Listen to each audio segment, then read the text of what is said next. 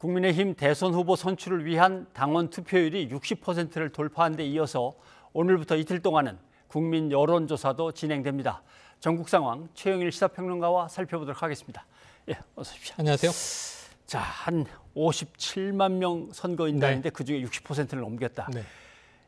몇 %까지 올라갈까요? 대단한 흥행입니다. 예, 내일 저녁이면 끝납니다. 예. 이제 모바일 투표는 어제 그제 끝났고 오늘은 ARS 투표가 시작됐고 내일까지입니다. 나흘 중에 사흘이 지났죠. 지금 이 오늘 오후 5시 기준으로 보니까 61.46% 이 정도 돼요.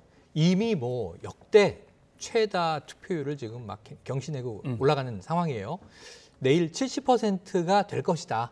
그래서 결국 이제 공약을 한 대로 이준석 대표가 한 달간 탄수화물을 끊지 않겠나 뭐 이런 얘기도 나오는데 지금 이제 약간 속도는 꺾여 있습니다. 예. 제가 보기에는 65%는 좀 무난히 넘길 것 같고요. 예. 70%는 조금 미달할 것 같아서 뭐 한 67, 8%로 예. 어쨌든 굉장히 뜨거운 투표를 보일 것 그러네요. 같습니다. 그런데 뜨거운 건 좋은데 이 뜨거운 게 네. 누구를 향한 지지열이냐라고 네. 할 때 윤석열 후보, 홍준표 후보는 그게 다 내 거다라고 하는 건데 네. 어떻게 그런 계산이 각각 나오는지 한번 좀 들어보죠. 들어보죠. 예.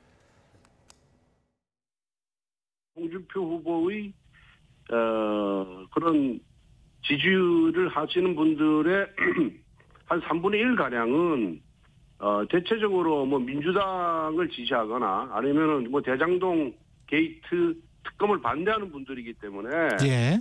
그분들은 사실상 본선에 가면은 우리를 찍을 것인가에 대해서 저는 굉장한 의문을 갖고 있고요. 그래서 꼬준표란 말이 나오지 않습니까? 홍준표가 아니고 예. 꼬줬다. 그런데 우리 당심은 그렇지가 않습니다. 당심은 20대, 40대도 윤석열에 대한 지지세가 굉장히 강합니다. 석 달 동안 캠프를 끌고 오면서 단 한 분의 구설수도 없었다고 자부합니다. 근데 상대 진영은 하루에 구설수가 하나씩 터졌습니다. 호남 비하 발언을 하고 호남 인사 한 2~3명만 영입하면 그게 희석되는 줄 알고 있었고 이미 집에 가야 할 사람들 무더기로 데리고 오는 거 그것은 자기가 이기는 길이 아니라 후퇴 정치로 돌아가는 그런 결과를 낳았습니다.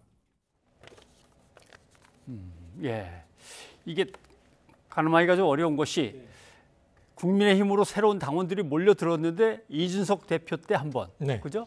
윤석열 총장이 들어갈 때 이제 한 번, 또 나중에 홍준표 사이다 발언 뭐 이런 것들 때문에 또 한 번. 그래서 새로 이제 모인 것들이라 파악하기 어려운데 아무튼 젊은 신규 당원은 홍준표 쪽이 조금 많다고 이제 얘기들을 하고 기존의 당원들은 역시 윤석열 후보가 확실하게 우위를 점하고 있다. 뭐 이렇게 분석하면 맞겠습니까? 뭔가 이제 여론조사 분석의 지표들을 동원해서 예. 각자 캠프가 자신의 후보에 유리한 해석을 내놓고 있는데 지금 들어보셨지만 다 바람을 담고 있습니다. 예. 그렇게 되기를 바라는 거죠. 그런데 과학적이냐 하면 이건 아직은 확인된 바가 없습니다.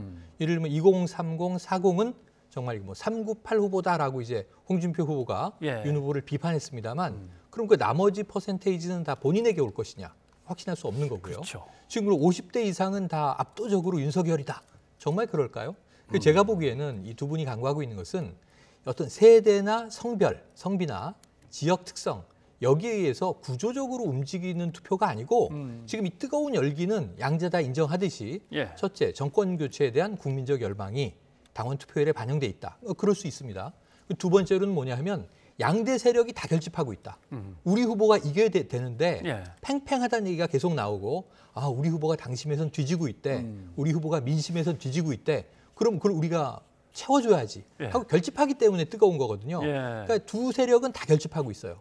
어느 쪽이 더 많이 결집했느냐의 문제인데 이것은 후보의 언행을 보고 결정을 합니다. 그러니까 중간에서 그러니까 애초에 그냥 눈 감고 토론회가 누가 유리했든 무슨 실언이 나왔든 상관없이 난 오직 윤석열, 난 오직 홍준표 이런 이제 강성 지지층이 코어에 있는 거고요. 핵심에. 그 주변은 움직이는 스윙 보터들이나 중도층이 있는데 그건 10번의 토론회를 보고 지금 결정하는 거라고요. 지금도 벌어지고 있는 일들을 보면서 본선 경쟁력은 누가 높지? 민주당을 보니까 용광로 선대위를 하는데 이재명 이 후보가 상당히 정책적인 드라이브를 걸 텐데 누가 저기 대결을 하면 이길까? 이걸 지금도 계산하고 있는 분들이 투표를 하고 있는 건데 제가 보기에는 실수를 많이 한 쪽이 지고요. 예. 실수를 덜 한 쪽이 이기고 그리고 알겠습니다. 인상적인 득점을 한 쪽이 이기게 돼 있는데 예. 제가 보기에는 뭐 내일 뚜껑을 열어봐야 알 수 있을 것 열어보죠. 같습니다. 그런데 이제 여론조사도 분석하기가 좀 쉽지 않습니다. 네.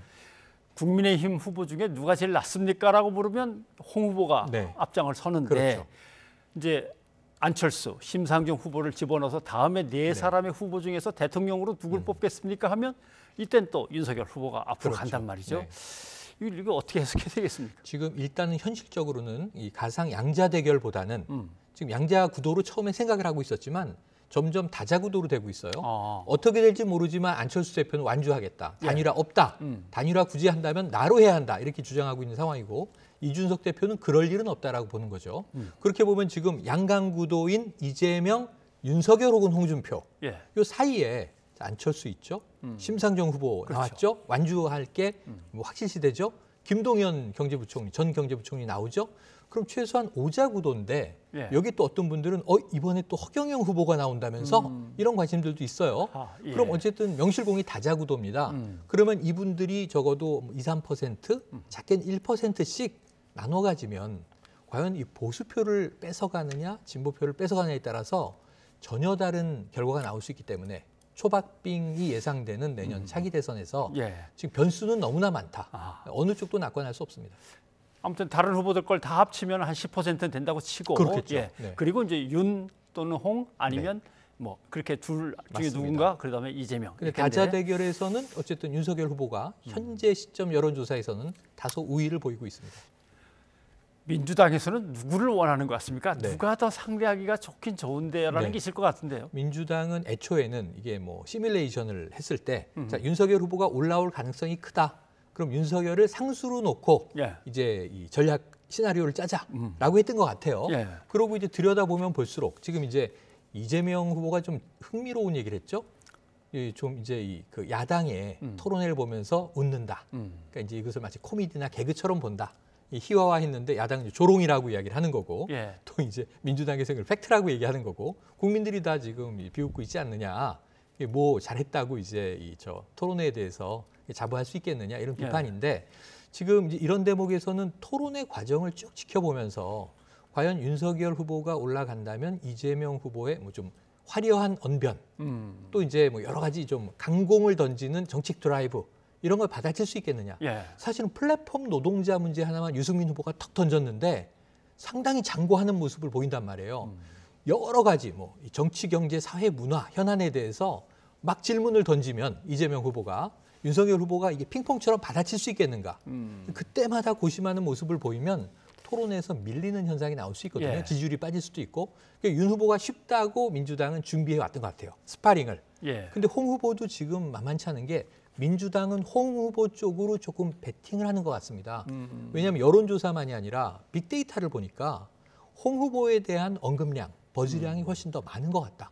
이게 트럼프 전 대통령이 이변을 일으키면서 당선될 때처럼 홍 후보가 본선 주자가 될 가능성도 있다.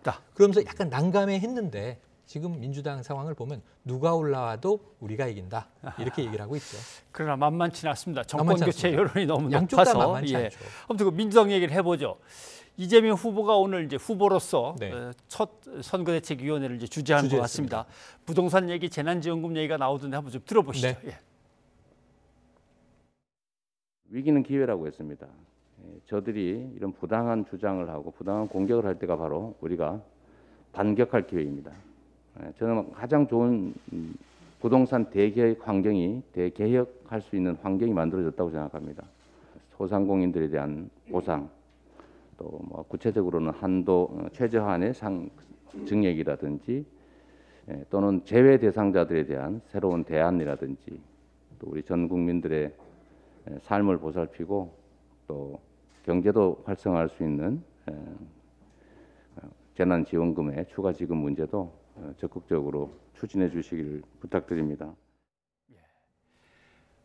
문재인 정부의 가장 취약했다고 네. 지적받는 부분이 부동산 문제니까 그렇습니다. 그 문제를 어떻게든 좀 다듬어야 되고 네. 그다음에 자기에게 가장 이제 의혹으로 제기돼 있는 대장동 개발 특혜 의혹 이것도 이제 어떻게든 네. 마무리를 지어야 되는데 뭐 그 두 가지를 그래서 계속 언급하고 재난지원금 얘기를 하는 것 같습니다. 대장금은 언급을 하면서 오히려 이제 이것은 이제 국민의힘 게이트고 그쪽 인사들이 많은데 지금 본인은 전액을 다 공공으로 환수하고 싶었지만 시의회의 반대 등 당시에 보수층의 반대 때문에 절반 정도밖에 안 된 것이다.